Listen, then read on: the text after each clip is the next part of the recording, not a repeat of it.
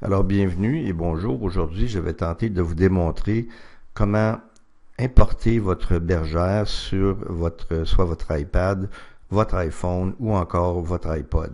Alors, première des choses à faire, c'est d'aller chercher l'application iTunes pour l'installer sur votre PC. Alors, on ouvre notre navigateur. Et ici, dans le site de Apple, on va aller chercher le téléchargement de iTunes. Vous avez ici un bouton qui permet d'aller télécharger. Vous assurez que c'est la version pour Windows et vous démarrez le téléchargement. Vous avez deux choix à ce moment-là. Vous pouvez soit l'exécuter ou l'enregistrer. Si vous l'enregistrez, vous devez l'exécuter plus tard. Alors, je vous suggère de l'exécuter. Alors, ça, c'est la première étape à faire. Alors, la deuxième étape, c'est d'aller sur votre iPad ou votre iPod, peu importe, dans l'application App Store. Et dans l'App Store, vous allez aller chercher une autre application qui s'appelle FileMaker Go. Alors, dans la recherche, vous avez ici FileMaker Go 13. C'est l'application que vous voulez aller chercher. Alors, vous allez tout simplement télécharger cette application sur votre iPad. Alors, maintenant que vous avez les deux applications nécessaires, c'est-à-dire iTunes et puis sur votre iPad, vous avez FileMaker Go, vous retournez sur votre PC et vous allez maintenant lancer l'application iTunes et en même temps, vous allez brancher votre iPad sur votre PC à l'aide du câble sur la prise USB. Lorsque votre iPad est branché, vous allez avoir l'icône ici du iPad qui est connecté. Vous cliquez dessus et vous avez les informations de base de votre iPad. En cliquant sur les applications ici, vous allez avoir la liste de vos applications. Vous descendez dans votre écran et vous allez avoir les applications à faire qui sont installées. Et pour être capable d'importer des fichiers à l'intérieur, vous devez sélectionner les applications. Les documents vont être les fichiers de base de données de votre bergère. Alors, si je clique sur FileMaker Go, ici, je n'ai pas aucun fichier d'ajouter. Donc, je clique sur le bouton Ajouter un fichier. Et je vais aller sur mon PC, aller chercher évidemment mon bergère.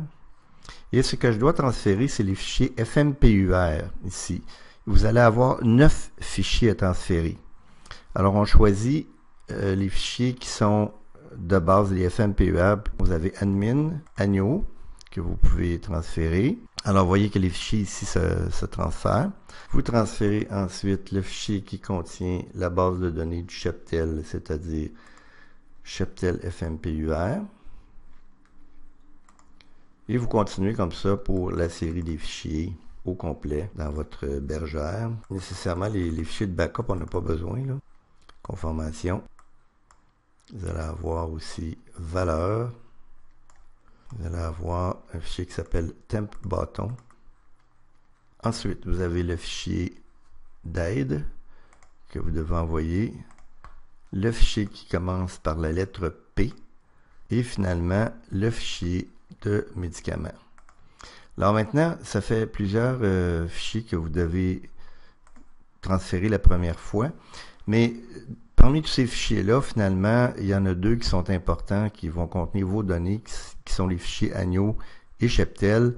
Et par la suite, si vous avez des fichiers à transférer, ça sera probablement seulement ces deux-là, dépendant si vous allez modifier des données ou pas, soit dans votre cheptel, soit dans les agneaux. Alors, cet exercice-là, vous n'aurez pas nécessairement à le refaire au complet à chaque fois. Lorsque c'est terminé maintenant, il vous reste à aller sur votre iPad ou votre iPod, aller chercher l'application FileMaker Go, l'ouvrir, et vous voyez tous vos fichiers maintenant qui sont affichés. Pour lancer l'application, c'est pas compliqué. Vous devez cliquer sur le fichier qui s'appelle Cheptel. C'est le fichier de démarrage. Vous allez partir l'application avec Cheptel et le système vous demande de choisir votre format d'écran.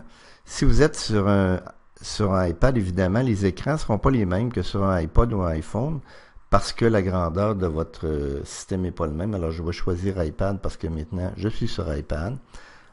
Bon, la grosse différence maintenant, c'est que sur iPad ici, vous n'avez pas les menus qui apparaissent en haut. La barre de menu principale n'est pas là. Vous avez seulement des boutons dans le bas qui vous permettent de naviguer dans le logiciel avec les fonctions qui sont primordiales. Alors, par exemple, si je vais dans les agneaux ici, j'ai qu'à cliquer sur le bouton d'agneau, me rendre sur le fichier des agneaux. Là, je choisis en bergerie, alors j'ai mes agneaux ici. Maintenant, je vais vous démontrer les écrans pour le iPhone et pour le iPad. Tout d'abord, il faut fermer l'application. Pour fermer l'application, on s'adresse au petit carré dans le coin ici et on retourne à la page d'accueil. Si vous n'aurez pas la liste de tous les fichiers qui sont sur l'appareil ici. Alors, si je rouvre à nouveau mon cheptel ici, là, je vais choisir maintenant les écrans pour l'iPod ou l'iPhone. Et j'ai ici essentiellement un écran type qui m'apparaîtrait pour le cheptel. Évidemment, les boutons de navigation sont différents. Si je vais aller aux agneaux, j'ai le bouton sur le côté ici qui m'amène au fichier des agneaux. Je peux retourner au cheptel. Et comme je n'ai pas toutes les possibilités à cause de la grandeur de l'écran, les différents menus se retrouvent sous le bouton qui s'appelle Menu. On peut retourner un peu partout là-dedans.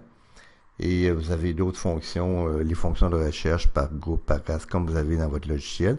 Et dans le bas, ici, vous avez des flèches qui vous permettent de naviguer d'un record à l'autre ou d'un animal à l'autre. Alors, vous pouvez faire les mêmes recherches qu'avec votre logiciel standard. Vous pouvez aller dans l'onglet d'agnelage pour voir les tableaux de statistiques d'agnelage, dans Observation pour voir les notes, etc.